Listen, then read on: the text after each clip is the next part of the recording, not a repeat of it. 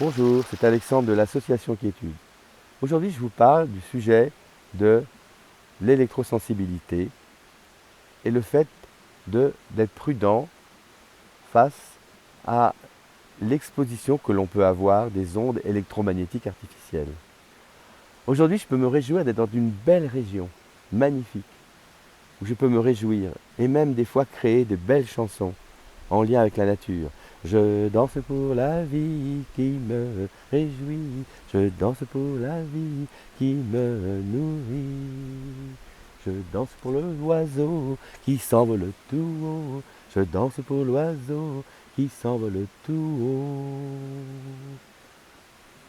Mais ça n'a pas toujours été le cas. Je me suis retrouvé dans une situation dramatique où je n'arrivais plus à vivre chez moi. Comme aujourd'hui d'autres personnes qui m'appellent régulièrement, des mères de famille avec leurs enfants, qui ne supportent plus l'environnement électromagnétique dans lequel ils vivent. Alors pour éviter que ça puisse aussi vous arriver, j'ai créé un petit guide que je veux vous partager et que j'aimerais que vous puissiez télécharger si ce sujet vous intéresse et si vous avez envie d'avoir une attitude de prévention par rapport à ce sujet. Il ne s'agit pas d'arrêter d'utiliser toutes les technologies qui nous aident à communiquer. Aujourd'hui, je les utilise à bon escient. J'ai un ordinateur qui est connecté en filaire, j'ai un téléphone portable qui me sert à envoyer des messages, téléphoner à l'occasion, regarder des informations si besoin, mais il y a une sorte d'hygiène électromagnétique que j'ai adoptée qui me permet aujourd'hui de ne plus être en crise d'hyper-électrosensibilité, mais d'être ce que j'appelle quelqu'un d'électro-conscient. Je suis conscient des enjeux et des effets des ondes sur moi et je fais attention.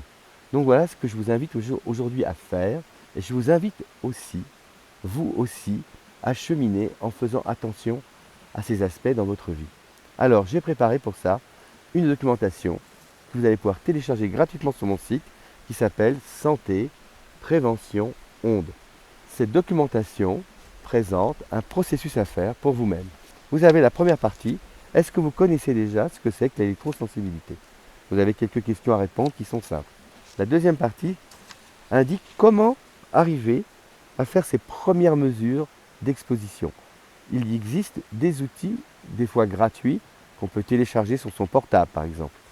Voilà. Troisième partie de la documentation, c'est de faire le lien entre les symptômes qu'on peut ressentir dans notre vie, les symptômes de stress et les sources de pollution électromagnétique. Donc voilà, vous avez un petit questionnaire là-dessus qui vous permet de faire ça. Un des conseils les plus simples, j'ai discuté récemment avec une maman qui avait un fils qui était vraiment très perturbé et je lui ai demandé est-ce que cette perturbation qu'il éprouve, les troubles de l'attention, de sommeil, de l'irritabilité, il l'évite tout le temps. Et elle m'a dit ah ben non, là quand j'ai été en nature, dans un gîte où il n'y avait rien, il était apaisé, calme et tranquille. Et puis là on a été dans un nouvel endroit où il y avait 3 compteurs Linky et là il était complètement insupportable. Donc voilà, c'est un exemple typique d'observation que vous pouvez faire. Si vous êtes dans un environnement naturel, vous vous sentez détendu et apaisé, puis d'un seul coup vous rentrez dans un bureau ou dans un espace, et d'un seul coup vous vous sentez vraiment pas très bien avec l'environnement. Y compris avec des gens qui peuvent être aussi exposés aux ondes, on peut aussi ressentir des manifestations. Et là je l'ai indiqué dans une deuxième documentation. C'est vraiment mon parcours d'électrosensible, pour que vous compreniez mon histoire et comment j'en suis arrivé là. Donc voilà, je montre quelqu'un voilà, qui est un petit peu perturbé, c'est un dessin humoristique. Voilà, ici. Voilà. Donc dans cette doc, j'explique aussi quelque chose de vachement important. Comment j'ai découvert mon électrosensibilité. Il vaut mieux vous prévenir que si un jour vous ne faites pas attention et que vous devenez électrosensible, vous allez vraiment avoir des conséquences vraiment qui peuvent être dramatiques dans votre vie.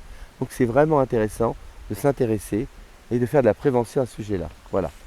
Et le dernier aspect, c'est qu'on est dans un monde où là, on nous propose de plus en plus de technologies, de plus en plus de gadgets électroniques, et qu'il faut se rendre compte à quel point ces gadgets peuvent nous surexposer encore plus.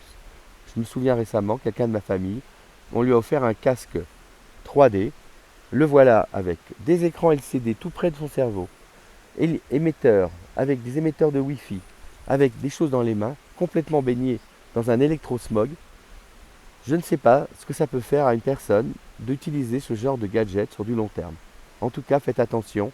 Utilisez les émetteurs, même les émetteurs Bluetooth avec parcimonie. Soyez prudent avec vous-même. Vous vous remercierez de faire cette démarche de prévention pour vous-même et les gens qui vous entourent. Et si vous avez besoin de conseils, on a aussi une petite doc sur le conseil en environnement électromagnétique.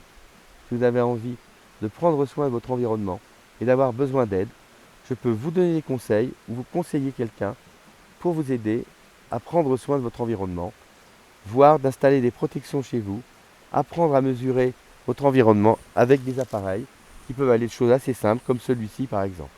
Voilà, je vous ferai d'autres vidéos qui vous expliquent tout ça. Je vous remercie beaucoup de votre attention, je vous remercie d'être là, je vous remercie de prendre soin de vous et je vous dis à tout bientôt.